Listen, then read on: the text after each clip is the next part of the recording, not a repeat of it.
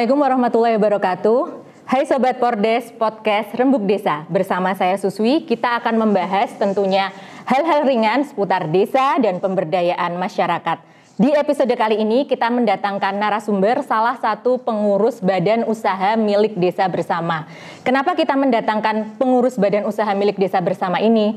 Tentunya berkaitan dengan adanya peraturan pemerintah nomor 11 tahun 2020 tentang turunan dari Undang-Undang Cipta Kerja, di mana salah satu pasalnya menyebutkan bahwa adanya lembaga PNPN mandiri yang bertransformasi menjadi badan usaha milik desa bersama. Nah, untuk lebih lengkapnya lagi, kita akan langsung saja temui narasumber kita di Pordes kali ini. Telah hadir bersama saya, Manajer Keuangan BUMDesa Bersama, Piungan Mandiri LKD. Mohon nanti bisa dikoreksi ya. Langsung saja kepada Ibu Wuri dipersilahkan. Untuk memperkenalkan diri Bu, mungkin kepada para pemirsa yang ada di podcast kita nanti. Selamat pagi pemirsa. Kita di sini berada di forum Pordes, podcast Rembuk Desa. Perkenalkan, kami manajer keuangan dari BUMDesa Bersama Piungan Mandiri LKD, yang merupakan badan usaha milik desa bersama transformasi dari UPK PNPN Mandiri Perdesaan di Kabupaten Bantul. Iya Bu, mungkin bisa dijelaskan tentang sejarah berdirinya LKD ini dari awal. Dari awal sebelum nantinya bertransformasi menjadi badan usaha milik desa bersama. Baik.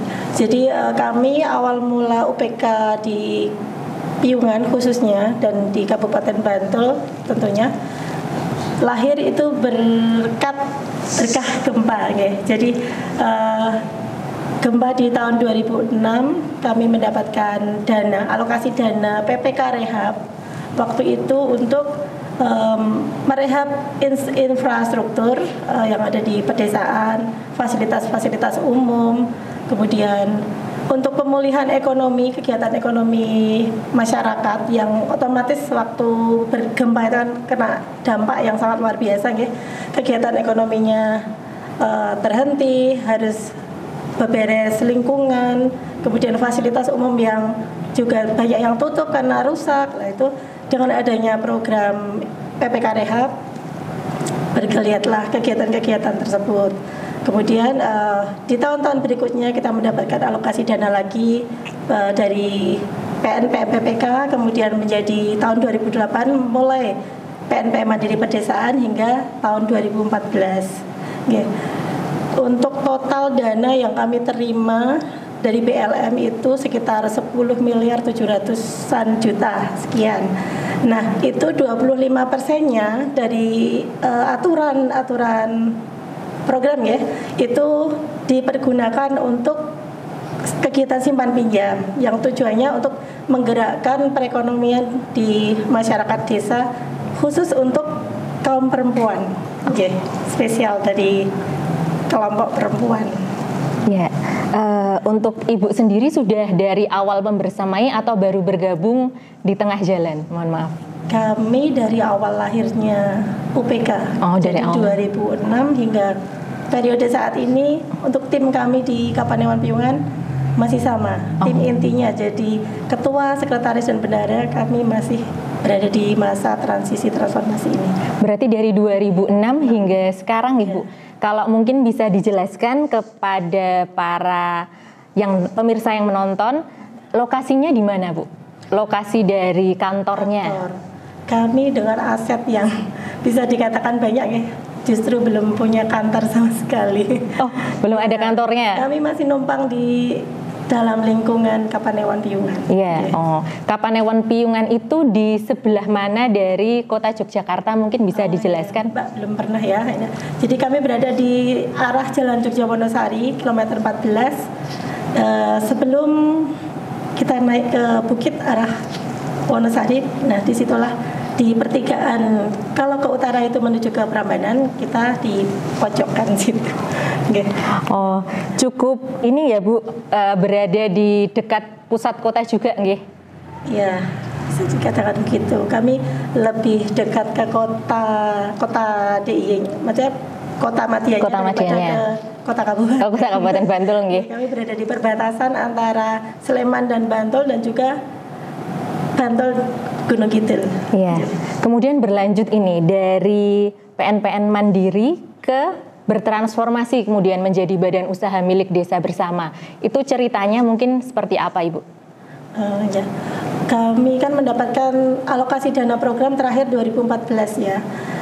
Kemudian waktu itu masa pengakhiran, kemudian transisi dari pengakhiran itu sendiri kami juga belum tahu ya mau ke arah mana. Ada wacana untuk membentuk suatu badan hukum. Waktu itu 3 yang diwacanakan, ada bentuk PT, koperasi atau yayasan. Dan ternyata dari kajian-kajian yang kami ikuti, kemudian diskusi, konsultasi dengan pihak yang lebih tahu, kami masih menjalin komunikasi dengan mantan fasilitator waktu itu untuk mencari tahu bagaimana kami harus bergerak gitu kan. Akhirnya tidak ada solusi, belum ada solusi. Kemudian pada saat tahun 2000 berapa ya? 2011 satunya.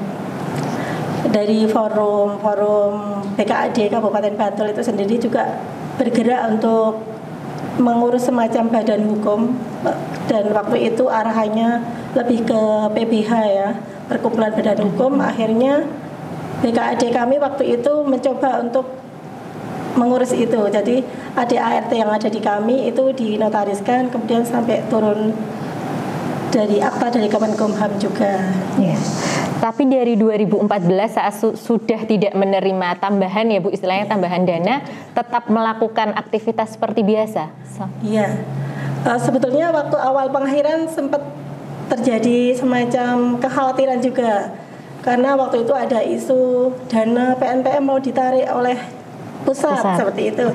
Ada yang isu juga dana PNPM mau diambil alih oleh desa. Oh iya. Ya. Kemudian masyarakat PNPM bubar, berarti nggak ngangsor lah. Kan kita juga ini ya, aset sebegitu yang sudah kita kelola, masa mau hilang sia-sia gitu.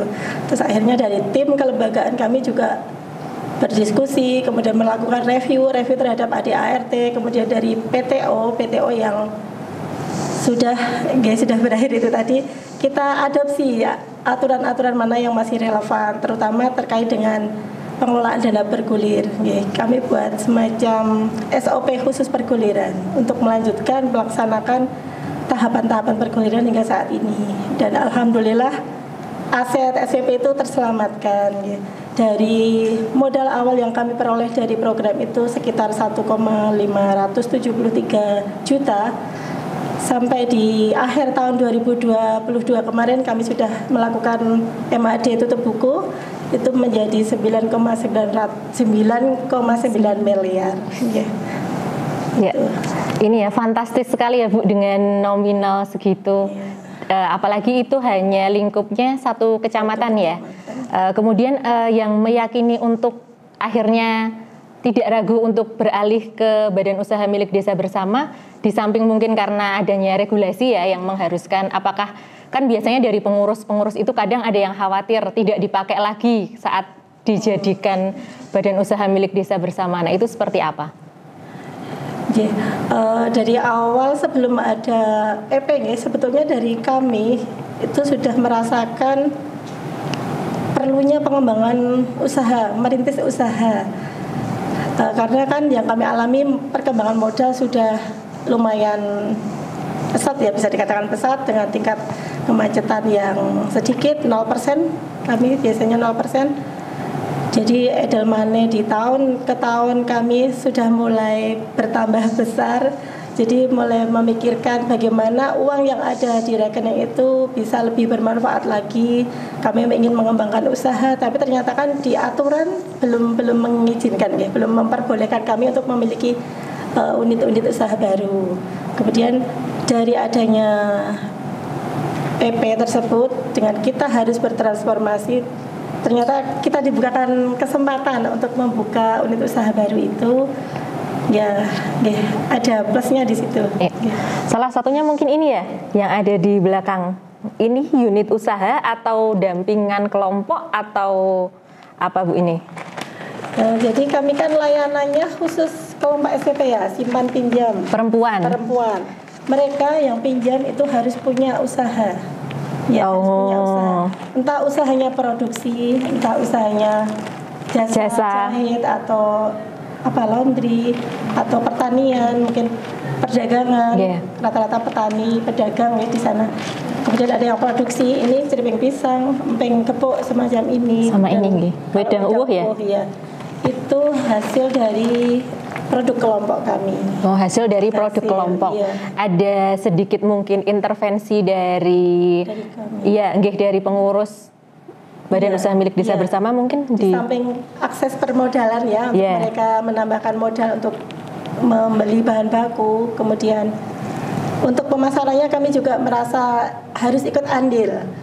Jadi imbal balik dari yang dilakukan kelompok, mereka sudah melakukan angsuran tepat jumlah, tepat waktu. Kami memberikan semacam reward berupa pelatihan. Ada pelatihan ini digital marketing, kemudian fasilitasi untuk labeling produk yang semula masih polos kemasannya. Kemudian kita mencoba untuk membuatkan desain-desain produk ini supaya ketika ada pameran atau apa bisa kita ikutkan untuk tampil di sana.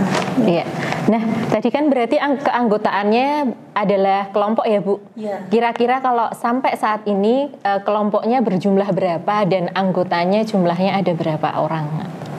Pada saat akhir tahun 2022 kami melakukan tutup buku, itu rekap terakhir sekitar 200-an kelompok dengan 2.000 sekian anggota. 2.000 sekian anggota, perempuan semua ya itu? Semua, luar biasa sekali itu berarti. Ibu tadi menyebut simpan pinjam perempuan. Apakah ada simpan atau hanya simpan itu yang dimaksud simpan seperti apa, pinjam seperti apa? Karena kalau itunya perempuan kan berarti hanya khusus untuk perempuan ya. Memang penamaan dari program dulunya memang istilahnya SPP gitu ya, simpan pinjam khusus perempuan. Akan tetapi di dalam aturan sebetulnya kami tidak boleh menerima simpanan dari anggota, tidak boleh menghimpun dana. Bahkan sampai sekarang dalam bentuk BUMDesma juga jelas diatur di dalam PP itu kami tidak boleh menghimpun dana dari masyarakat. Jadi kami hanya meminjamkan modal. Kemudian untuk syarat dari kelompok pinjam selain harus punya usaha, kelompok juga harus mempunyai cadangan kas. Jadi kekuatan kami dalam meminjamkan kan itu tanggung renteng tanpa jaminan, hanya jaminan kekuatan sosial di kelompok itu sendiri. Nah, terkadang kan kelompok ada ya yang mungkin kurang lancar pada saat hari harus mengangsur, tiba-tiba terjadi sesuatu atau baru pergi kemana, belum bisa setor utuh, nanti dari pengurus mengambil dari kas yang ada itu untuk memenuhi jumlahnya, baru disetorkan kepada pengurus kami. Iya. Nah, betul. Diminum dulu Bu, keburu nanti dingin. Mungkin para pemirsa yang di rumah juga boleh meminum minumannya yang ada di tempatnya masing-masing.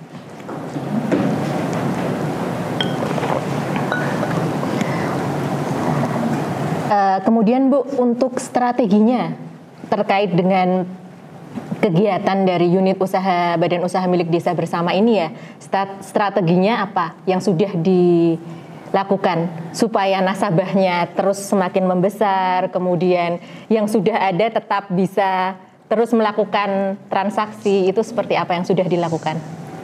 Ya, pertama kami menjalin hubungan baik ya dengan kelompok yang sudah kami rangkul. Mereka yang mengangsur tepat jumlah, tepat waktu, kita berikan reward. Rewardnya itu kami kasih setiap akhir tahun. Itu dari sisi imbal balik ya. Kemudian dari sisi ini kegiatan usaha, mereka yang punya usaha tadi sudah saya sampaikan difasilitasi pelatihan untuk marketingnya. Pernah kami kerjasama dengan Google Marketing dari Jogja. Kita mengundang sana untuk memberikan materi-materi pelatihan terkait marketingnya ya secara online. Iya. Tapi sebelum masuk untuk didaftarkan atau memperoleh bantuan pelatihan ataupun seperti bantuan tambahan modal ataupun mungkin nanti ada bisa diceritakan kalau ada bantuan alat, mungkin ini sudah produk-produk yang sudah lolos ya istilahnya, lolos dari kurasinya para pengurus ya Bu? Iya. Ya, boleh dicicipi ini Bu? Boleh. Iya, pinjam guntingnya. Ya. Sekali. Saya cicipi ya Bu. Mangga. Renyah Bu ya? Iya, monggo Mbak. Ceriping pisang rasa asin. Ada varian rasanya, ada asin, ada gurih, ada manis, sama pedas manis. Oke. Ya. Mungkin ini teman-teman kru. Ya, kita lanjut lagi ke pembahasan pembincangan selanjutnya yang membuat unit usaha terkait pinjaman ini terus berjalan apa Bu? Mungkin bisa dijelaskan terkait apa keuntungannya daripada meminjam di luar seperti itu, keuntungan yang diperoleh seperti apa dibandingkan dengan lembaga pinjaman yang lainnya. Ya, jadi di kami itu lebih ke pendekatan personal sama anggotanya. Untuk pinjam di kami tanpa ada jaminan, jaminannya hanya fotokopi KTP, persyaratannya maksudnya fotokopi KTP, kemudian fotokopi KK saja. Kemudian untuk pengajuannya, kami melibatkan dari pihak pemangku wilayah, terutama Bapak Dukuh, untuk mengetahui merekomendasi, kemudian melibatkan Pak LPMK juga, sama Pak Lurahnya atau pemerintah desa. Sehingga dari kelompok itu sendiri bisa mengakses pinjaman ini dengan mudah. Kemudian untuk persyaratan selanjutnya kami melakukan verifikasi, itu juga jemput bola ke kelompok. Jadi kelompok tidak harus datang langsung ke kami yang turun, tim kami. Kemudian sampai nanti di tahap pencairan pun kami jemput bolakan lagi ke kelompok. Jadi kelompok hanya berkumpul di kelompoknya itu, di lokasi. Kemudian terkait dengan kepengurusan Bu, atau orang yang terlibat dalam usaha ini ada berapa orang Bu yang untuk di badan usaha milik desa bersamanya ini? Pengawas tentunya ada, iya perangkat organisasinya. Ya, untuk saat ini perangkat organisasi untuk penasihat di Ampu sendiri oleh Bapak Lurah, ada 3 lurah. Oh, semua sebagai penasihat ya itu? Iya. Kemudian untuk pengawas itu dari ex pengawas UPK waktu itu 2 orang, kemudian yang 1 dari ex BKAD. Oh iya. Okay. Kemudian untuk dari pelaksana operasional sendiri, untuk direktur itu dari mantan ketua UPK, kemudian manajer keuangan saya sendiri dari mantan bendahara, kemudian sekretaris sekarang menjadi manajer tata usaha. Dan kami juga memiliki 3 staf, dua staf manajer tata usaha dan 1 staf manajer keuangan. Yeah. Kemudian kami dalam proses verifikasi untuk mengetahui layak tidaknya kelompok dalam perguliran, itu kami dibantu oleh tim verifikasi, itu ada 3 orang. Tim verifikasi itu berarti di luar dari kepengurusan nggih, perangkat organisasi Bumdesa bersama ini nggih Bu? Di luar. Kami sifatnya ad hoc. Jadi tim itu kami istilahnya diberikan honor ketika melakukan pekerjaan. Iya. Tadi belum disinggung Bu terkait dengan berapa jasa saat kita meminjam. Jadi untuk jasa pinjaman di kami dari awal kita ada SPP ya itu sampai sekarang belum ada perubahan. Untuk kesepakatan jasa masih 15% 1 tahunnya. Jadi per bulannya kan flat ya itu Mbak. Jadi 1,25. Kemudian untuk jangka waktu pinjamannya bisa diampu 1 tahun, kemudian ada juga yang 18 bulan. Oh iya. Nanti tergantung kelompok nggih, mau ambil yang 1 tahun atau yang 1,5 tahun. Sudah banyak, 7 ke atas rata-rata itu ada yang meminta 1,5 tahun. Ya. Untuk nominal ini tadi Ibu membicarakan nominal ya. Nominal pinjamannya dari nominal berapa hingga paling banyak berapa Bu? Boleh kami dari yang kelompok boleh meminjam? Iya, yang saat ini. Untuk nominal terendah ada 500.000. Kemudian untuk yang terbesarnya sudah mencapai 14 juta. Sebetulnya batasannya untuk maksimalnya sudah bisa sampai 20. Kita di aturan SOP-nya sudah melonggarkan sampai pinjaman maksimal 20, akan tetapi kenaikan pinjaman dari anggota itu sendiri tidak bisa langsung loncat. Jadi misalkan sekarang pinjamnya 500.000. Kalau kelompoknya itu lancar, kemudian bagus kondisinya, nanti di periode selanjutnya bisa mengajukan pinjaman itu kenaikan maksimalnya 2 juta. Jadi bisa 2.500.000. Tapi itu juga dengan verifikasi itu tadi, dia usahanya apa, ada kenaikan usaha tidak, kemudian tanggungan dari keluarga itu berapa gitu ya, suaminya kerja apa, itu juga menjadi penilaian sendiri. Jadi tidak serta-merta langsung bisa naik 2 juta, tapi tetap ada pertimbangan-pertimbangan tersendiri. Oh iya. Yang menarik lagi pastinya untuk Sobat Desa yang ada di rumah yang sedang menyimak ini tentunya nominal gaji Bu. Mungkin tidak perlu secara angkanya ya, pasti bukan angkanya tapi kisarannya apakah di atas UMK Kabupaten Bantul atau seperti apa. Ini untuk gambaran aja. Jadi untuk rekan-rekan dari ex-PNPN yang masih di luar, yang masih ragu-ragu nih untuk bertransformasi menjadi badan usaha milik desa bersama. Ini mungkin bisa jadi gambaran gitu loh. Kalau walaupun bertransformasi tapi dari segi kesejahteraan istilahnya itu masih tetap diperhitungkan juga. Iya, jadi kalau dari segi gaji kami dari awal dulu kan lebih ke sosial ya. Kita belum, waktu itu juga masih muda, belum menikah. Jadi kita buat happy aja kerja waktu itu. Oke. Dari awal kita sudah merintis SPP ini dengan gaji baru sekitar 400.000 waktu itu. Kemudian seiring bertambahnya modal, kita gulirkan lagi. Surplusnya bertambah, otomatis kan penghasilan juga boleh naik. Tambah sedikit, tambah 50.000, tambah 50.000. Waktu itu dari tahun ke tahun, kemudian sampai akhirnya di kabupaten kita ada kesepakatan untuk sistem penggajian. Itu setelah pasca program.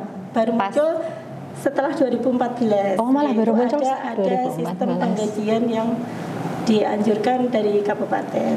Dan itu ya memang di atas UMR ya waktu itu.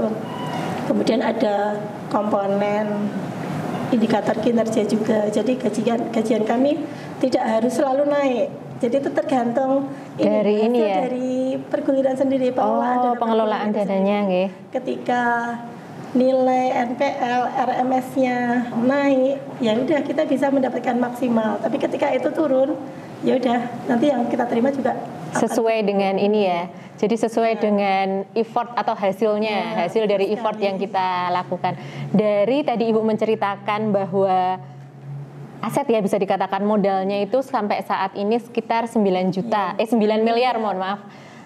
Apakah itu semua digulirkan atau ada yang mengendap Bu untuk saat ini? Ada yang mengendap. Jadi mungkin sudah ada semacam titik jenuh juga di masyarakat. Imbal balik atau dampak dari COVID kemarin ya, 2 tahun terakhir ini daya serap pinjaman dari masyarakat itu sangat-sangat berkurang, dan itu tidak hanya kami yang merasakan, hampir semua teman-teman UPK juga merasakan seperti itu. Terkait dengan pandemi nih, tadi Ibu juga menjelaskan tentang pandemi itu selama 2 tahun kemarin kondisi dari belum BUMDes ya berarti nyun sewu Bu, belum BUMDesa bersama ya waktu pandemi itu? Belum, kami melakukan transformasi baru untuk sosialisasi awal itu pada saat MAD tutup buku tahun 2020. Kita tutup buku, melakukan MAD sekalian sosialisasi untuk tahapan transformasi.